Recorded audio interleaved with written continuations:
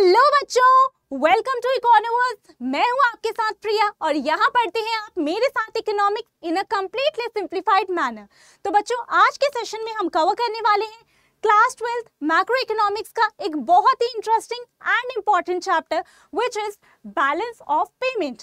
अब ये chapter interesting इसीलिए है क्योंकि ये चैप्टर और इसमें जितने भी टॉपिक्स हैं वो आपके लिए कंप्लीटली न्यू है और न्यू चीज़ों को समझने की क्यूरियोसिटी तो हम सब में रहती है एंड स्पेशली क्लास 12 के स्टूडेंट्स में। एंड ये इम्पॉर्टेंट भी इसीलिए हो जाता है क्योंकि ये कंप्लीटली न्यू कॉन्सेप्ट है, तो यहाँ से आपके एग्जाम में अच्छे खासे मार्क्स के क्वेश्चन पूछे जाते हैं।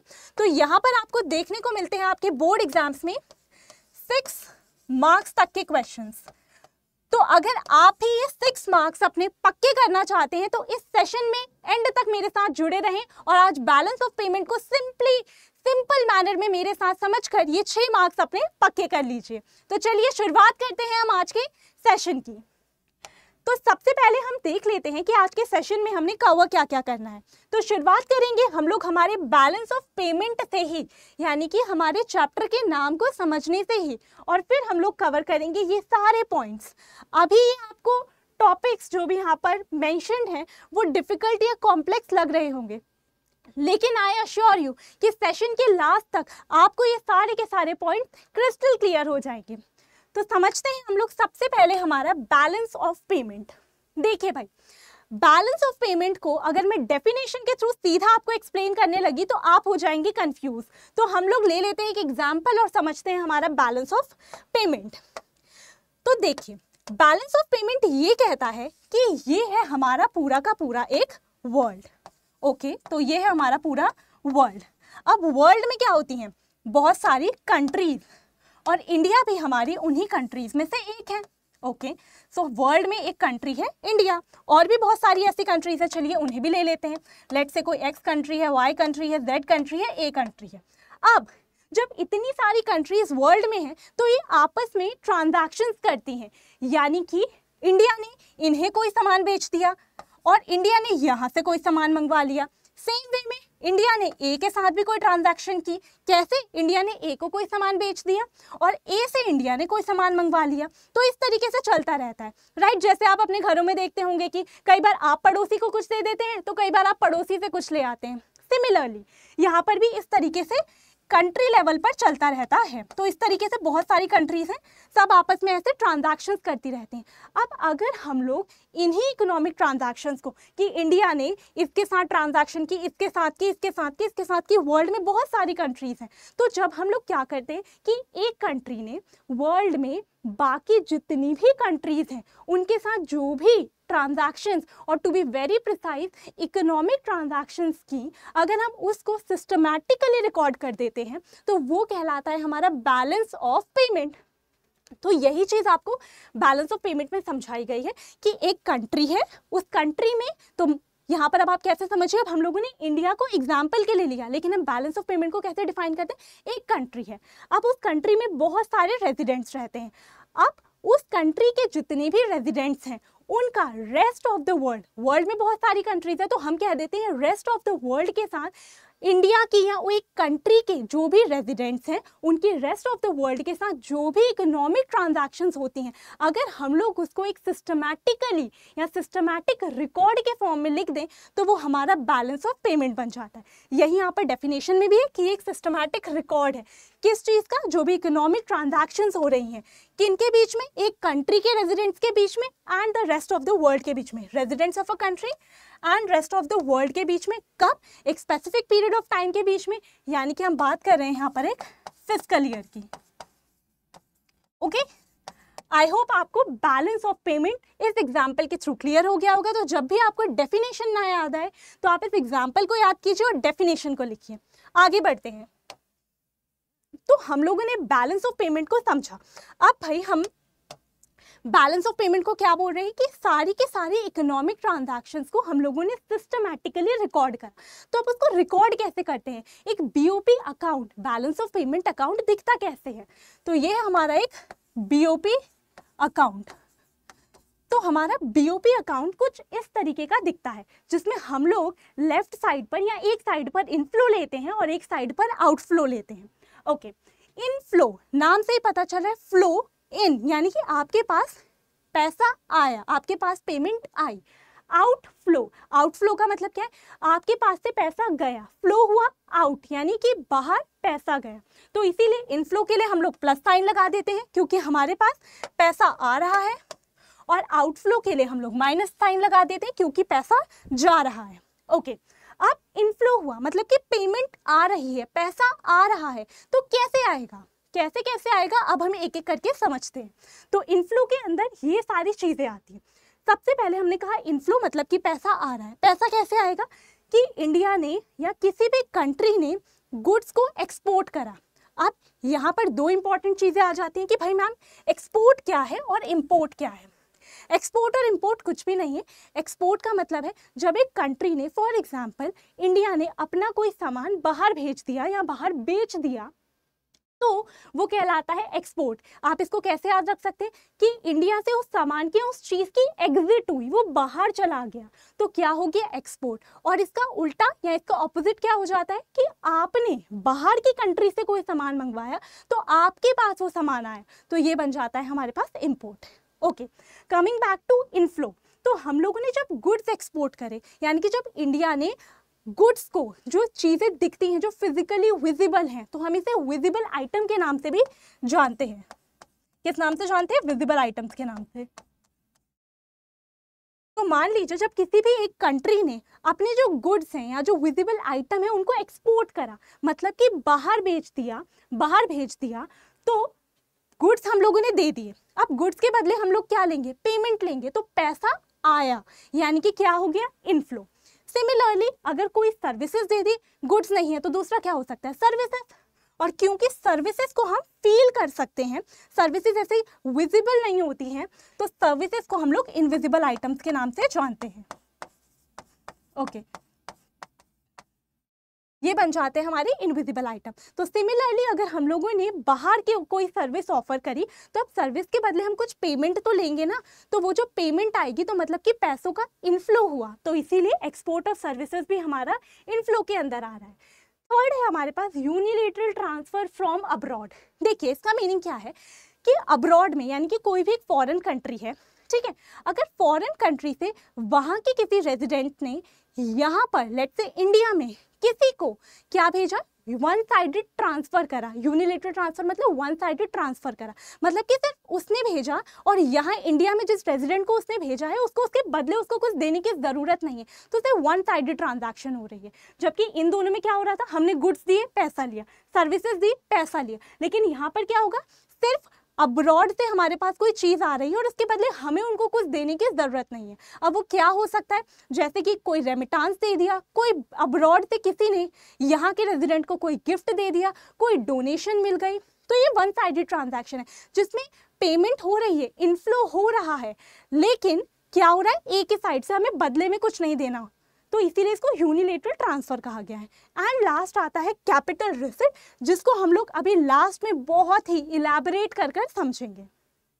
ओके, तो अगर आपको इनफ्लो साइड क्लियर है तो आउटफ्लो को समझना आपके लिए डिफिकल्ट नहीं होना चाहिए, क्योंकि आउटफ्लो मतलब कि पेमेंट करी हमने, पैसा बाहर गया। अब पैसा बाहर कैसे जाएगा, जब हम उनसे सामान मंगवाएंगे, हमने जब उन्हें सामान दिया तो बदले में पैसे लिए, तो हो गया इनफ्लो। लेकिन अब हमें भी तो किसी सामान की जरूरत हो सकता है हमें फॉरेन कंट्री से कुछ मंगवाना है, हमें अब्रॉड से कुछ मंगवाना है, तो हमने उनसे सामान मंगवाया, अब पेमेंट करने की बारी हमारी है, तो हमें उन्हें पे करना पड़ेगा, और जब हम पे करेंगे तो क्या होगा, आउटफ्लो, पैसा बाहर जाएगा।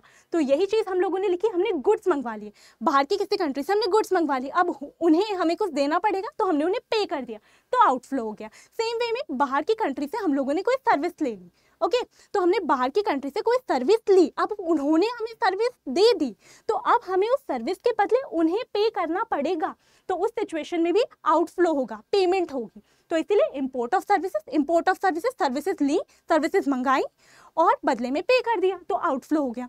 अब जैसे हम लोगों ने यूनिलेटरल ट्रांसफर फ्रॉम अब्रॉड समझा था, यानी कि अब्रॉड में किसी फॉरेन कंट्री में कोई इंसान है, उसने यहाँ लेट्स से इंडिया में किसी इंडियन रेजिडेंट को, यहाँ पर रहने वाले किसी इंसान को कुछ चीज़ ट्रांसफर करी, और जिसके बदले जो इंडिया में रेजिडेंट था उसे कुछ अलग से देना नहीं था। सेम वे में ऐसा भी तो हो सकता है कि हम फॉरेन कंट्री में रहने वाले किसी इंसान को कुछ दें, हम भी तो डोनेशंस देते हैं, हम भी तो गिफ्ट्स देते हैं, रेमिटांसेस देते हैं। तो अब अगर हमारी कंट्री से बाहर की कंट्री को कोई डोनेशन जा रही है, कोई गिफ्ट्स जा रहे हैं, कोई रेमिटांसेस जा रहे हैं, तो वो हम लोग रिकॉर्ड करते हैं आउटफ्लो साइड में, क्योंकि अब हमारी तरफ से जा रहा है तो आउटफ्लो हो रहा है। पहले उनकी तरफ से आ रहा था तो हमारी कंट्री में तो आया, तो इसीलिए इनफ्लो था, लेकिन अब हमने दिया तो वो आउटफ्लो हो जाता है। एंड यहाँ पर आ जाता है कैपिटल पेमेंट। तो हम capital receipt and capital payment को लास्ट में बिल्कुल अच्छे से समझेंगे। तो आई होप आपको एक बीओपी अकाउंट क्लियर हो गया होगा, जिसमें एक साइड पर होता है इनफ्लो। इनफ्लो मतलब कि फ्लो हुआ इन, यानी कि चीज आई, पेमेंट आई। आउटफ्लो मतलब फ्लो हुआ बाहर, यानी कि पेमेंट गई। अब इनफ्लो कैसे कैसे हो सकता है, मतलब कि पेमेंट आई यानी कि पैसा आए, कैसे कैसे, इन सारे तरीकों से। और आउटफ्लो मतलब कि हमारी कंट्री से पैसा गया। अब पैसा गया है, इसका मतलब है कि हमने कुछ तो बदले में लिया होगा जो हम लोगों ने उनको पे करा है, हमने पेमेंट करी है। तो इन सारे तरीकों की वजह से, इन सारी चीज़ों की वजह से आउटफ्लो होता है। आई होप आपको ये क्लियर हो। देखिए, अब हम लोगों ने ये समझ लिया है कि बीओपी अकाउंट में क्या क्या होता है। अगर मैं आपको एक चीज़ यहाँ पर और एक्सप्लेन कर दूँ, ताकि आपको अगर आगे हम जो भी टॉपिक्स पढ़े उनमें कंफ्यूजन ना हो। अगर हम लोग सिर्फ और सिर्फ export of goods and import of goods को कंसिडर कर लेते हैं,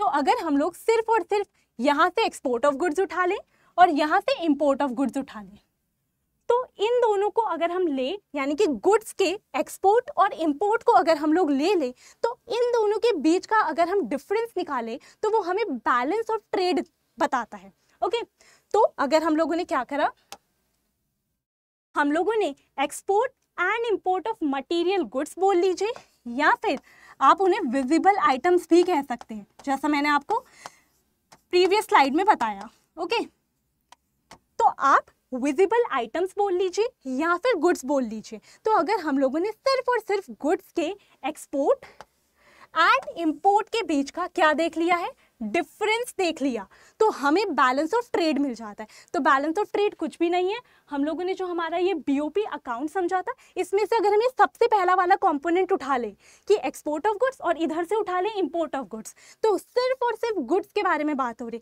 तो गुड्स के एक्सपोर्ट, जो हमने बाहर भेजे गुड्स, और जो हम लोगों ने कंट्री में गुड्स इंपोर्ट कराए, इनकी जो वैल्यू का डिफरेंस आता है वो हमारा बना देता है हमारा बैलेंस ऑफ ट्रेड। ओके, ठीक है। तो आई होप आपको बैलेंस ऑफ ट्रेड हो गया होगा एकदम क्लियर। जैसे कि आप यहाँ देख सकते हैं, गुड्स का एक्सपोर्ट और इंपोर्ट, इन एक्सपोर्ट और इंपोर्ट के वैल्यूज के बीच का difference is balance of trade. अब यहाँ पर होती हैं तीन चीजें। हमेशा हम लोग पढ़ते हैं कि तीन चीजें हो सकती हैं, तीन केसेस बन सकते हैं इकोनॉमिक्स में। जैसे कि ऐसा हो सकता है कि जो गुड्स हम लोगों ने जो एक्सपोर्ट करें, क्या एक्सपोर्ट करें, हमारे गुड्स। ओके, तो हम लोगों ने जो भी गुड्स एक्सपोर्ट करें और जो भी गुड्स इंपोर्ट करें, उनकी वैल्यूज बराबर हैं। लेट्स से एग्जांपल के लिए हम लोगों ने 100 रुपये का ही एक्सपोर्ट करा और 100 रुपये का ही इंपोर्ट करा, तो ना एक्सपोर्ट की वैल्यू ज़्यादा है ना इंपोर्ट की वैल्यू ज़्यादा है, दोनों क्या है, बैलेंस में है। तो हमें मिल गया हमारा बैलेंस्ड बीओटी, बैलेंस। ठीक है, ओके, तो ये हो जाता है हमारे बैलेंस्ड। अब हम लोग नेक्स्ट बात कर लेते हैं सरप्लस बीओटी की। सरप्लस बीओटी में क्या होता है, लेट्स से अब आपने, ये था केस 1, जब हम लोगों को क्या मिल गया, बैलेंस्ड बीओटी, हमारा बैलेंस ऑफ ट्रेड बिल्कुल बैलेंस्ड फॉर्म में चल रहा है। सेकेंड केस हो सकता है कि आपने एक्सपोर्ट ज़्यादा का किया, लेट्स से 100 रुपये का एक्सपोर्ट कर दिया, लेकिन जो इंपोर्ट करा वो 90 रुपये का ही था। इट मीन्स आपने जो बाहर गुड्स बेचे हैं वो 100 रुपये के हैं, तो आपको वो बदले में 100 रुपये दे रहे हैं। लेकिन दूसरी साइड पर आपने मान लीजिए 90 रुपये के ही गुड्स अपनी कंट्री में मंगवाए, तो आपको उनको 90 रुपये देने हैं, आपको मिल 100 रुपये रहे हैं, आपको देने 90 रुपये हैं, तो आपके पास बच कितने गए, 10 रुपये। तो यहाँ पर ये जो 10 का डिफरेंस आ रहा है, और वो भी हमारे लिए पॉजिटिव डिफरेंस है, क्योंकि हमारे पास वो 10 रुपये बच रहे हैं, तो वो बना देता है हमारा सरप्लस बीओटी। क्या बना देता है हमारा surplus BOT. Okay, coming next to third case, deficit BOT. अभी तक आप समझ चुके होंगे डेफिसिट बीओटी में क्या होगा। तो डेफिसिट बीओटी में क्या होता है कि आपने एक्सपोर्ट कम का करा, मान लीजिए आपने 90 रुपये का सामान एक्सपोर्ट करा, लेकिन आपने इंपोर्ट करवाया है 100 रुपये का। जैसे कि आपने 90 रुपये के गुड्स बाहर बेचे, तो 90 रुपये फॉरेन कंट्री से आपको मिलेंगे, लेकिन आपने अपनी कंट्री में 100 रुपये का सामान मंगवाया तो आपको 100 रुपये देने, आपको देने 100 हैं, आपने कमाए 90 ही हैं, तो 10 रुपये का क्या हो गया, डिफरेंस जो है वो नेगेटिव है हमारे लिए, तो ये बन जाता है हमारे पास इसीलिए डेफिसिट। ओके, यहाँ पर हमारे पास बच नहीं रहे, हम कमा कम रहे हैं, हमें देना ज़्यादा है, तो डेफिसिट हो जाता है, तो ये बन जाता है आपका डेफिसिट। बीओटी वही चीज़ें हम लोगों ने यहाँ पर लिखी है, एक्सपोर्ट ऑफ गुड्स और इंपोर्ट ऑफ गुड्स की वैल्यू बराबर to balanced BOT, export of goods की वैल्यू ज़्यादा compare to import of goods, तो ये हमारे लिए अच्छी चीज़ है, हमारे लिए फेवरेबल है, तो इसीलिए इसको कई बार हम लोग फेवरेबल भी कह देते हैं। ओके, हम इसको फेवरेबल बीओटी भी कह देते हैं। डेफिसिट बीओटी मतलब कि हमारे एक्सपोर्ट ऑफ गुड्स की वैल्यू कम है और इंपोर्ट ऑफ गुड्स की वैल्यू ज़्यादा है, तो ये हमारे फेवर में नहीं है, यहाँ पर नेगेटिव वैल्यू आ रही है, तो इसीलिए इसको आप लोग अनफेवरेबल बीओटी भी कह सकते हैं। Okay, unfavourable BOT. चलिए, यहाँ पर खत्म होता है हमारा बीओटी का पॉइंट। अब चलते हैं हम लोग हमारे बैलेंस ऑफ पेमेंट अकाउंट पर। तो अभी तक हमने क्या देखा कि हमारा बैलेंस ऑफ पेमेंट का मीनिंग क्या है। सेकेंड, हमने बात करी कि जो बैलेंस ऑफ पेमेंट अकाउंट है वो अकाउंट किस तरीके का दिखता है। फिर हम लोगों ने उसी में से कंपोनेंट उठाया और हमने कहा कि अगर हम सिर्फ गुड्स के एक्सपोर्ट, गुड्स के इंपोर्ट का डिफरेंस ले लें तो हमें बैलेंस ऑफ ट्रेड मिलता है, और बैलेंस ऑफ ट्रेड में हम लोगों ने 3 केसेस पढ़े। अब बढ़ते हैं हम एक स्टेप आगे और बात करते हैं बैलेंस ऑफ पेमेंट अकाउंट की। तो बैलेंस ऑफ पेमेंट अकाउंट हमारा 2 पार्ट्स में डिवाइडेड होता है, एक है हमारा करंट अकाउंट और एक है हमारा कैपिटल अकाउंट। तो चलिए सबसे पहले हम लोग पहले वाले यानी कि करंट अकाउंट से समझना शुरू करते हैं।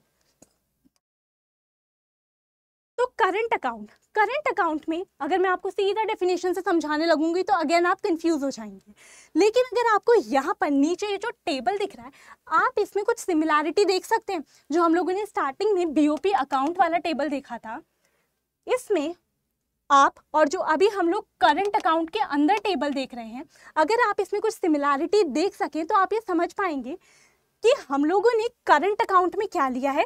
सिर्फ अगर हम capital receipt and capital payment, वो लास्ट वाले कंपोनेंट्स को दोनों साइड से हटा दें तो हमारे पास हमारा करंट अकाउंट आ रहा है। तो हाँ जी, आप बिल्कुल सही समझ रहे हैं, यही होता है हमारा करंट अकाउंट। तो करंट अकाउंट में हम लोग क्या करते हैं, जो हमारा बीओपी अकाउंट था, हमारा ये जो बीओपी अकाउंट था, इसमें अगर हम लोगों ने सिर्फ export of goods and import of goods का डिफरेंस लिया था तो वो हमें बीओटी देता था। लेकिन अगर अभी हम export of goods, export of services and unilateral transfer यहाँ से, और इस साइड आउटफ्लो साइड से भी हम लोग import of goods, import of services and unilateral transfer, तो 3 कंपोनेंट्स यहाँ के और 3 कंपोनेंट्स यहाँ के हम लोग ले लेते हैं, तो वो बनाता है हमारा बैलेंस ऑफ पेमेंट का करंट अकाउंट।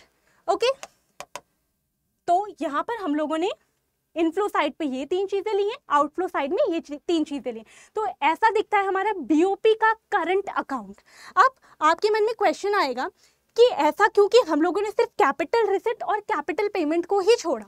देखिए, क्योंकि इनफ्लो साइड पर हम लोगों ने ये जो 3 कंपोनेंट्स लिए और आउटफ्लो साइड पर ये जो 3 कंपोनेंट्स लिए हैं, इनको लेने के पीछे का रीज़न ये है कि ये वो इकोनॉमिक ट्रांजैक्शंस हैं जिनके होने से हमारी कंट्री के एसेट्स पर एंड लाइबिलिटीज़ पर कोई फर्क नहीं पड़ता, उनमें कोई चेंज नहीं आता। समझिए, तो करंट अकाउंट हमारे बीओपी का एक अकाउंट है। ओके, अब यहाँ पर होता क्या है, यहाँ पर इनफ्लो होगा, मतलब कि पैसा हमारी कंट्री में आएगा, किन तरीकों से, इन तरीकों से, एंड आउटफ्लो होगा, पैसा हमारी कंट्री से बाहर भी जाएगा इन रीजंस की वजह से। लेकिन इन सबको अगर हम मिलाकर देखें, इनफ्लो और आउटफ्लो साइड को, यहाँ पर पैसा आएगा, पैसा जाएगा, लेकिन कंट्री के एसेट्स और लायबिलिटी में बिना कोई चेंज लाए। ओके, तो यहाँ पर कीवर्ड यही रहता है कि करंट अकाउंट उन सारी इकोनॉमिक ट्रांजैक्शंस को रिकॉर्ड करता है जिनके होने की वजह से कंट्री के एसेट्स में एंड लायबिलिटीज़ में कोई भी चेंज नहीं आता है। तो हम लोग कह सकते हैं कि जो एसेट्स है उसमें भी कोई चेंज नहीं आता, लायबिलिटी में भी कोई चेंज नहीं आता। ऐसी इकोनॉमिक ट्रांजैक्शंस जहाँ रिकॉर्ड होती हैं वो बन जाता है हमारे पास हमारा करंट अकाउंट। ओके, तो आप ये समझ सकते हैं कि इन तीनों ट्रांजैक्शंस की वजह से, इन तीनों के होने की वजह से कंट्री में पैसा आएगा, लेकिन at the same time in तीनों की वजह से कंट्री के एसेट लायबिलिटीज चेंज नहीं होते। और आउटफ्लो साइड पर भी आप बिल्कुल ऐसे ही समझ सकते हैं कि इन तीनों की वजह से कंट्री से पैसा बाहर जाएगा, हमें बाहर पेमेंट करनी पड़ेगी, लेकिन इनकी वजह से कंट्री के एसेट और लाइबिलिटीज में चेंज नहीं होगा। ओके, तो यहाँ पर सिर्फ पेमेंट आ रही है और पेमेंट जा रही है, कंट्री के एसेट्स एंड लाइबिलिटीज को बिना चेंज करे, तो इसीलिए हम लोगों ने इसको करंट अकाउंट में करा है रिकॉर्ड। ओके, अब यहाँ पर तो मेन चीज ये होगी कि करंट अकाउंट में हमारे पास वो इकोनॉमिक ट्रांजैक्शंस आई जिन्होंने एसेट्स को भी चेंज नहीं करा कंट्री के, जिन्होंने लाइबिलिटी को भी चेंज नहीं करा, और हम लोगों को पेमेंट मिल भी गई, हम लोगों ने कुछ, हमें पेमेंट मिली और कुछ पेमेंट हमने बाहर कर दी। Okay, coming to capital account, तो अभी तक आप समझ चुके होंगे कि इन दोनों को अलग अलग अकाउंट्स क्यों बनाया गया है, क्योंकि यहाँ पर क्या होगा, अब यहाँ पर जो भी ट्रांजैक्शंस होंगी उनके होने की वजह से कंट्री में पैसा आएगा, इनफ्लो होगा, पेमेंट हमें मिलेगी, या फिर हमारी कंट्री से पैसा जाएगा, आउटफ्लो होगा, हमें पेमेंट करनी पड़ेगी, लेकिन उन ट्रांजैक्शंस की वजह से हमारी कंट्री के एसेट्स एंड लाइबिलिटीज भी चेंज होंगे। सो यहाँ पर मैं इसको शॉर्ट पे आपको कैसे बोल सकती हूँ कि कैपिटल अकाउंट क्या है। कैपिटल अकाउंट ऐसा अकाउंट है जिसमें वो इकोनॉमिक ट्रांजैक्शंस हमारी बीओपी की रिकॉर्ड होती हैं जिनसे हमारे एसेट्स में भी चेंज आता है, हमारी लाइबिलिटीज में भी चेंज आता है, लेट्स से एसेट में चेंज आता है या लाइबिलिटी में चेंज आता है, एंड एसेट और लाइबिलिटी में चेंज आता है, उसके बाद साथ ही साथ क्या होता है, हम बाहर पेमेंट करते हैं या फिर बाहर से हमें पेमेंट मिलती है। तो या तो इनफ्लो होता है या आउटफ्लो होता है, इनफ्लो होता है, आउटफ्लो होता है, लेकिन एसेट और लाइबिलिटी में चेंज लाकर, और यहाँ पर एसेट एंड लाइबिलिटी में कोई चेंज नहीं आता है। तो समझिए कि करंट अकाउंट, हम लोग यहाँ पर किस चीज़ के बारे में बात कर रहे हैं, हम बात कर रहे हैं अपने कैपिटल अकाउंट के बारे में। ओके, सो हम बात कर रहे हैं अपने कैपिटल अकाउंट के बारे में कि हमारा ये जो कैपिटल अकाउंट है, ये कैपिटल अकाउंट क्या है। कैपिटल अकाउंट हमारी बीओपी की वो सारी ट्रांजैक्शंस को रिकॉर्ड करता है जिनसे हमारी कंट्री के एसेट्स में चेंज आता है और हमारी कंट्री के लाइबिलिटीज में चेंज आता है। ऐसी ट्रांजैक्शंस को जो रिकॉर्ड करे वो है हमारा कैपिटल अकाउंट। ओके, तो हम लोगों ने यहाँ पर सिंपल शब्दों में समझ लिया था कि हमारा कैपिटल अकाउंट है क्या। हम लोगों ने पढ़ा कि कैपिटल अकाउंट, फिर से मैं आपको समझाती हूँ क्योंकि यहाँ पर बच्चे बहुत कंफ्यूज होते हैं।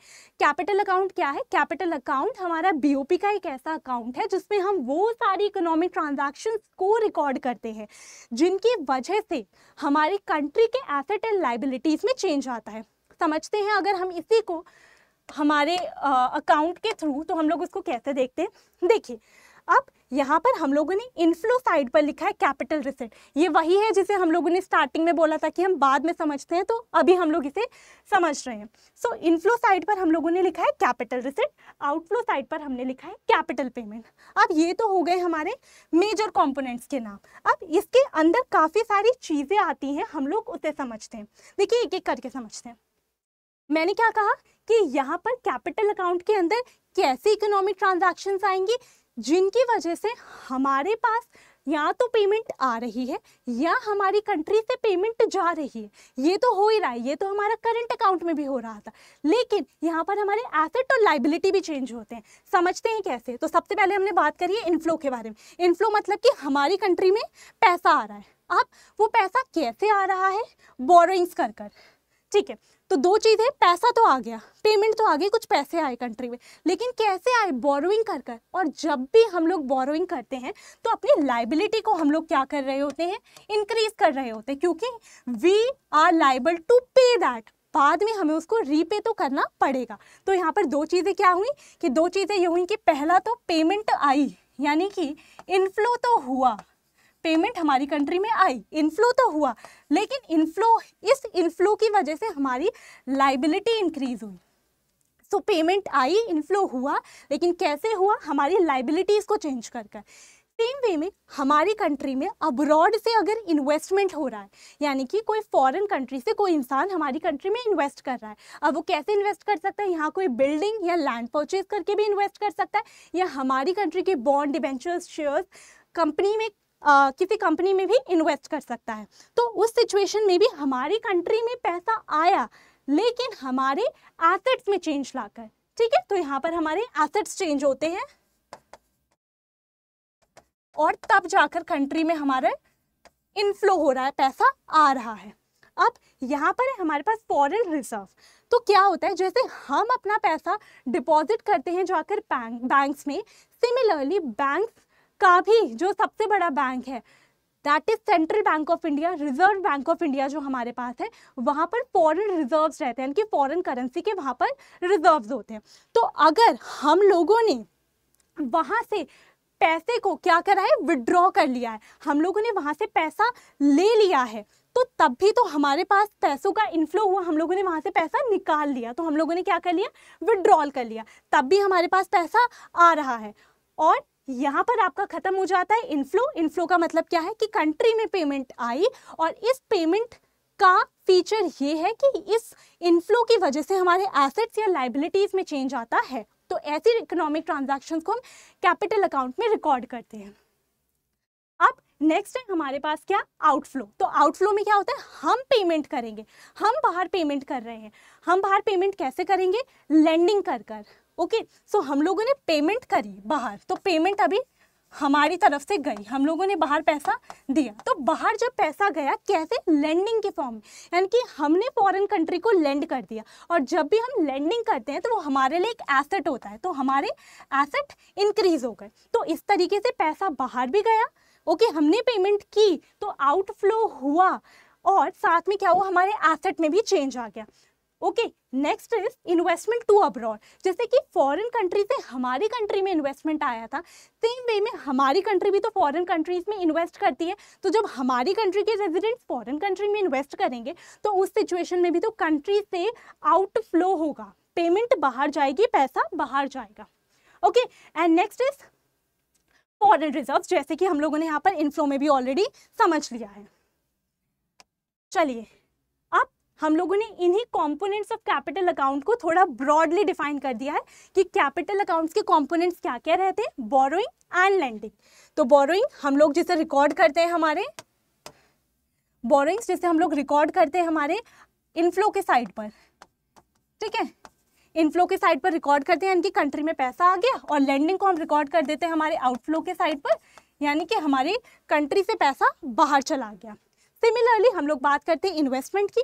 इन्वेस्टमेंट कैसे, टू अब्रॉड, हम लोगों ने जब फ्रॉम अब्रॉड पहले देख लेते हैं, फ्रॉम अब्रॉड यानी कि हमारी कंट्री में फ्रॉम अब्रॉड, यानी कि अब्रॉड से पैसा आया तो क्या हो जाएगा, वो हो जाएगा हमारा इनफ्लो। और नेक्स्ट होता है हमारे पास टू अब्रॉड, यानी कि हमारी कंट्री से अब्रॉड में क्या हुआ है, इन्वेस्टमेंट किया गया है, तो उस सिचुएशन में क्या हो रहा है, आउटफ्लो। ओके, और थर्ड रहता है हमारे पास हमारा ऑफिशियल रिजर्व्स, जिनका यूज किया जाता है, जहां से अगर हम लोगों ने पैसा निकाला ऑफिशियल रिजर्व से, या फिर हम लोगों ने अपने ऑफिशियल रिजर्व में ऐड करा।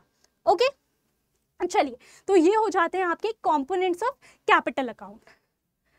अब बिफोर वी अंडरस्टैंड कि बीओपी हमेशा बैलेंस क्यों करता है, हमें एक चीज समझने की जरूरत है। देखिए,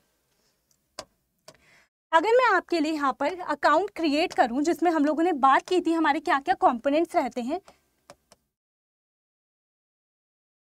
एक्सपोर्ट ऑफ गुड्स, ओके, और क्या थे, export of services and unilateral transfers. Okay, यहाँ पर हमारे पास थी ये तीन चीजें। और दूसरी साइड पर हमारे पास क्या था, दूसरी साइड पर था हमारे पास इंपोर्ट। तो किस तरीके से हम लोगों ने देखा था कि हमारे पास यहाँ पर आ जाता है इंपोर्ट, किसका, इंपोर्ट ऑफ गुड्स।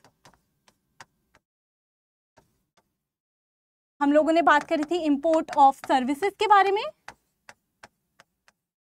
हम लोगों ने बात करी थी यूनिलेटरल ट्रांसफर्स के बारे में। Okay, fine. तो हम लोगों ने इन तीन कंपोनेंट्स के बारे में बात करी थी, और मैंने आपको क्या बताया था कि ये तीनों मिलकर बनाते हैं हमारा करंट अकाउंट।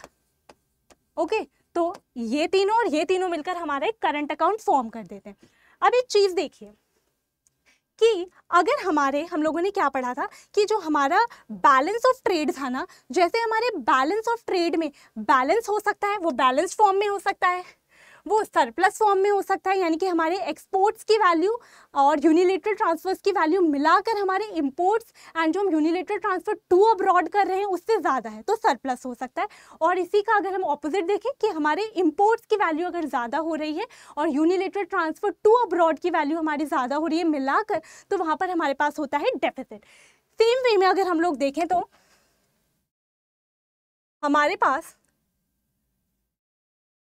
करंट अकाउंट में भी 3 केसेस होते हैं कि करंट अकाउंट में हमारे पास बैलेंस हो सकता है, यानी कि करंट अकाउंट के ये जो हमारे ये 3 कंपोनेंट हैं और ये 3 कंपोनेंट हैं, तो इन तीनों का अगर हम सम करें और अगर हम इन तीनों का सम करें तो ये बराबर आ जाए, और अगर ये बराबर आ जाता है तो हम लोग कह देते हैं बैलेंस्ड करंट अकाउंट। ओके, अब अगर एक्सपोर्ट वाली साइड या फिर हम कहें इनफ्लो जो है वो ज़्यादा है हमारे आउटफ्लो से, तो इनफ्लो हमारे आउटफ्लो से ज़्यादा है, तो ये तो हमारे लिए अच्छा है, पेमेंट ज़्यादा आ रही है और हमें कम पेमेंट करनी है, तो उस सिचुएशन में हमारे पास क्या हो जाता है, सरप्लस, यानी कि एक्सपोर्ट किन 2 चीज़ों का, गुड्स का एंड सर्विसेज का, प्लस यूनिलेटरल ट्रांसफर हमारे import plus unilateral transfer to abroad से ज़्यादा है, तो ये हो जाता है हमारे पास हमारा सरप्लस। ओके, दूसरा केस है हमारे पास हमारे सरप्लस का। और तीसरा, जब एक्सपोर्ट साइड यानी कि हमारी जो ये वाली साइड है अगर इसकी वैल्यू कम है और हमारी जो इंपोर्ट वाली साइड है इसकी वैल्यू अगर ज़्यादा है, यानी कि इनफ्लो से ज़्यादा हमारा आउटफ्लो अगर हो रहा है, तो पैसा पेमेंट बाहर ज़्यादा जा रही है, तो उस सिचुएशन में हमारे करंट अकाउंट में डेफिसिट हो जाता है। ठीक है, तो ये हम लोगों ने समझ लिया कि इस तरीके से ये सब कुछ होता है। अब देखिए, अब अगर हमारे मान लीजिए कि पहले हम ये देखते हैं कि हमारे करंट अकाउंट में क्या हो रहा है, हमारे करंट अकाउंट में हो रहा है हमें सरप्लस।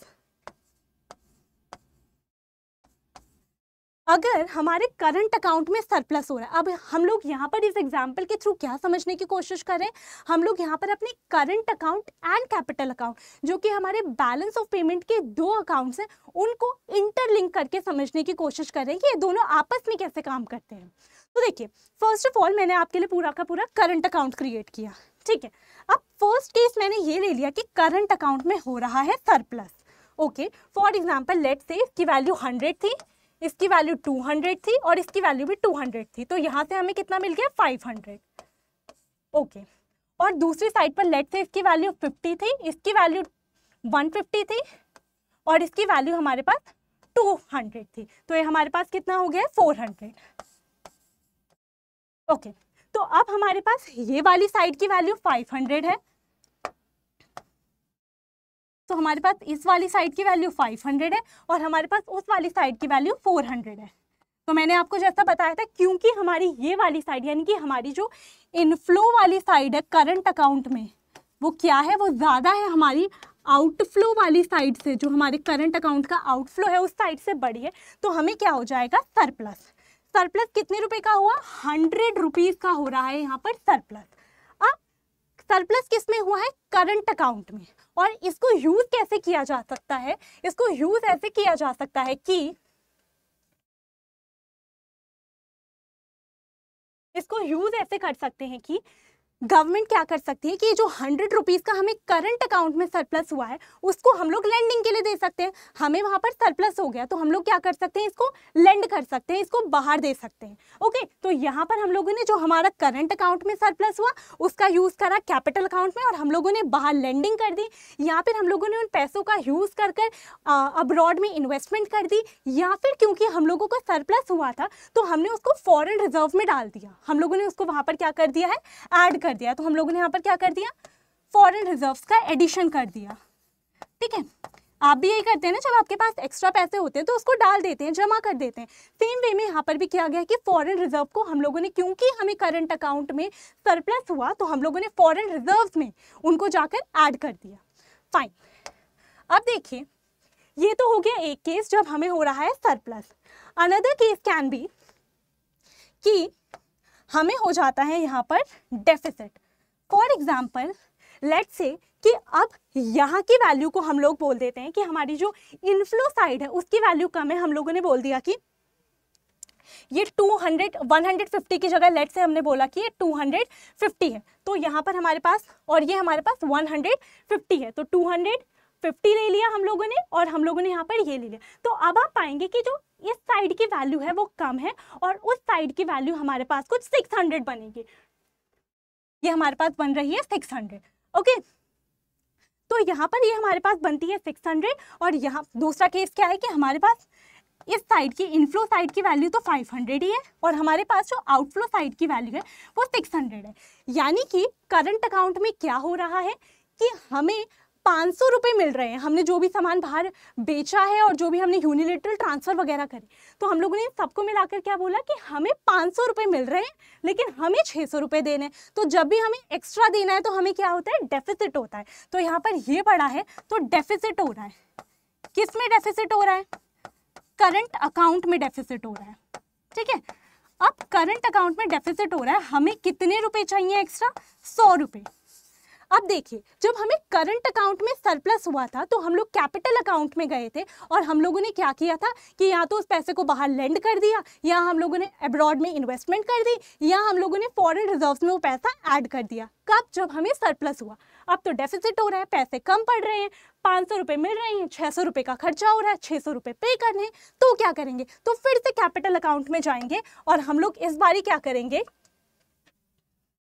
इस बारी हम लोग यहाँ पर फोकस करेंगे। अब क्योंकि हमें 100 रुपये चाहिए, 100 रुपये का डेफिसिट हो रहा है, तो हम या तो बाहर से बोरोइंग करेंगे, जब एक्स्ट्रा थे तो लेंड कर दिए, अब जब कम पड़ रहे हैं तो उधार ही लेंगे ना। तो इस तरीके से हम लोगों ने बोला कि हमें जब करंट अकाउंट में डेफिसिट हो रहा है तो हम बोरोइंग करेंगे, बाहर से पैसा ले लेंगे। ओके, या फिर हम लोग अब्रॉड से इन्वेस्टमेंट का यूज़ करेंगे, जो अब्रॉड से हमारी कंट्री में इन्वेस्टमेंट आई है हम लोग अब्रॉड से इन्वेस्टमेंट मांगेंगे। ओके, या फिर हम लोग क्या करेंगे, फॉरेन रिजर्व से विड्रॉल करेंगे। क्या करेंगे, विड्रॉल करेंगे, यानी कि पैसे कम पड़ रहे हैं, अब जो वो फॉरेन रिजर्व्स हैं, फॉरेन एक्सचेंज या फॉरेन करेंसी का रिजर्व बनाकर रखा हुआ है, उसमें से हमें निकालना पड़ेगा, क्योंकि भाई हमें तो उनको पे करने के लिए पैसे चाहिए और हमारे पास तो 100 रुपये कम पड़ रहे हैं। तो हम इस रिजर्व का, यानी कि जो हमारे पास फॉरेन करेंसी का रिजर्व है आरबीआई के पास, उसमें से हम लोग पैसा विड्रॉ करेंगे। आई होप आपको ये क्लियर हो गया हो इस एग्जाम्पल के थ्रू कि हमारा ये करंट अकाउंट था। करंट अकाउंट में 3 सिचुएशंस हो सकती थी कि करंट अकाउंट बैलेंस हो गया, यानी कि कैसे बैलेंस होता, जब मान लीजिए अगर दोनों साइड 500 हो जाता तो ये बैलेंस हो जाता, और 600 हो जाता, तो दोनों साइड की वैल्यूज जब बराबर हो जाती तो हमारा करंट अकाउंट बैलेंस हो जाता। वो तो है एक बिल्कुल सिंपल सा केस, ओके, जो कि एक्चुअल में होता भी नहीं है। लेकिन हमारे 2 केसेस जो एक्सट्रीम केसेस हैं वो क्या है कि या तो हमें करंट अकाउंट में सरप्लस हो जाए, तो जब हमें सरप्लस हो गया, हमारे पास कुछ पैसा बच गया, तो हमने लेंड कर दिया, या फिर हमने इन्वेस्ट कर दिया, या फिर हमने फॉरेन रिजर्व में उसको ऐड कर दिया। अनदर केसेस कि हमें करंट अकाउंट में डेफिसिट हो रहा है, जब करंट अकाउंट में डेफिसिट हुआ तो फिर से हमने कैपिटल अकाउंट का यूज़ करा। अब इस बार कैसे यूज़ करा, कैपिटल अकाउंट का हम लोगों ने कंपोनेंट्स को कैसे समझा कि हम लोगों ने जब हमें लॉस हुआ या डेफिसिट हुआ तो बोरोइंग कर ली, या बाहर से इन्वेस्टमेंट मांग ली, या हम लोगों ने हमारी जो आरबीआई के पास फॉरेन रिजर्व्स हैं उनमें से पैसा विड्रॉ कर लिया। तो अगर आप एक चीज़ समझ पा रहे हो कि हम लोग हमारे करंट अकाउंट को बैलेंस करने के लिए, यानी कि अगर इसकी वैल्यू और इसकी वैल्यू में कोई भी डिफरेंस आ रहा है, चाहे वो सरप्लस हो रहा हो या फिर वो डेफिसिट हो रहा हो, तो हम लोग उसका इलाज करने के लिए कहाँ जा रहे हैं, कैपिटल अकाउंट में जा रहे हैं। कैपिटल अकाउंट में कैसे जा रहे हैं, हम लोग या तो कैपिटल रिसिट या कैपिटल पेमेंट का यूज़ कर रहे हैं। तो इसीलिए हमारा जो करंट अकाउंट है इसको बैलेंस करने के लिए हम लोग यूज़ करते हैं अपने कैपिटल अकाउंट का। ओके, तो इस पूरे एग्जाम्पल से मैं आपको यही समझाना चाहती थी कि हम लोग अपने करंट अकाउंट में जब भी बैलेंस नहीं हो पाता है, डेफिसिट होता है या सरप्लस होता है, तो हम यूज़ करते हैं उस टाइम पर अपने कैपिटल अकाउंट का, ताकि हम अपने करंट अकाउंट को बैलेंस कर सकें। ओके, अब हम लोगों ने यहाँ पर करंट अकाउंट, कैपिटल अकाउंट, ये सब कुछ समझ लिया है। लास्ट में हमें एक पॉइंट समझना है कि हमारा बीओपी हमेशा बैलेंस में क्यों रहता है। यानी कि जो हम लोगों ने स्टार्टिंग में बात की थी कि हमारा जो बीओपी अकाउंट था, ये जो हमारा पूरा का पूरा बीओपी अकाउंट है, इसकी ये जो दोनों साइड्स हैं, यानी कि ये जो क्रेडिट साइड है, लेट्स से इसका कुछ भी टोटल है और इसका जो टोटल है वो हमेशा बराबर क्यों आता है, क्यों ये दोनों हमेशा इक्वल होते हैं, ये बैलेंस में क्यों रहता है।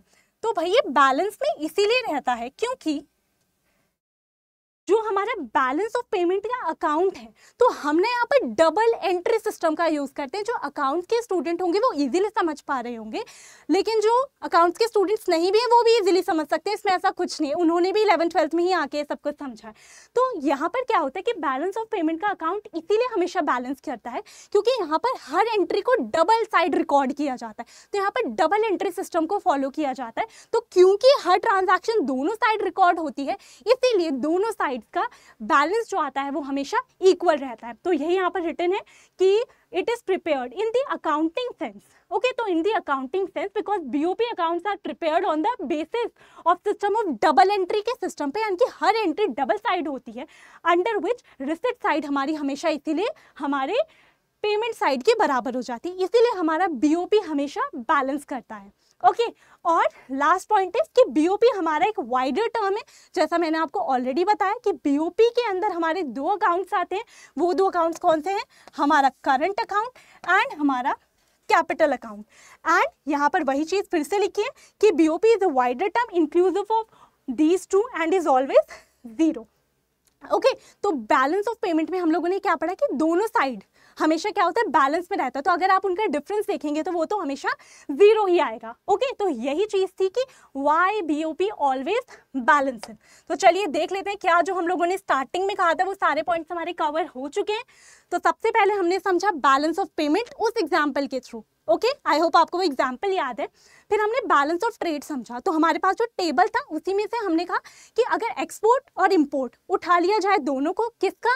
गुड्स का एक्सपोर्ट, गुड्स का इंपोर्ट, तो ये हमें बता देता है बैलेंस ऑफ ट्रेड। और बैलेंस ऑफ ट्रेड हमारे 3 टाइप के हो सकते हैं।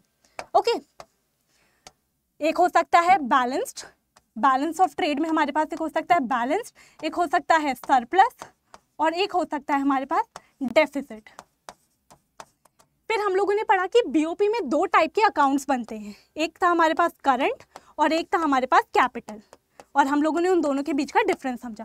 फिर हम लोगों ने करंट अकाउंट को डेप्थ में समझ लिया है, हम लोगों ने हमारे कैपिटल अकाउंट को डेप्थ में समझ लिया, और कैसे कैपिटल अकाउंट और करंट अकाउंट आपस में इंटरलिंक होते हैं। कैसे जब भी करंट अकाउंट में सरप्लस या डेफिसिट होता है तो हम कैपिटल अकाउंट का यूज़ करते हैं, उसके कॉम्पोनेंट्स का यूज़ करते हैं। हमने ये भी एक एग्जाम्पल के थ्रू समझा। और लास्ट में हमने बात करी कि बैलेंस ऑफ पेमेंट अकाउंट हमेशा बैलेंस में ही क्यों रहता है, क्योंकि अकाउंटिंग सेंस में वहाँ पर डबल एंट्री सिस्टम को फॉलो किया जाता है। और बैलेंस ऑफ पेमेंट एक वाइडर टर्म है, ये इंक्लूड करती है हमारे करंट अकाउंट को एंड कैपिटल अकाउंट को। तो आज के सेशन के हमारे सारे टॉपिक्स कवर हो चुके हैं। आई होप आपने इस सेशन को एंजॉय करा। इस सेशन में जो भी हम लोगों ने इंपॉर्टेंट टॉपिक्स को कवर करना था उनको अच्छे से समझा। तो हम मिलेंगे नेक्स्ट क्लास में जहाँ पर हम लोग आगे के चैप्टर्स को भी डिस्कस करेंगे। तब तक आप अपने टॉपिक्स को रिवाइज करते रहिए, एंजॉय करते रहिए और अच्छे मार्क्स भी स्कोर करते रहिए। Thank you.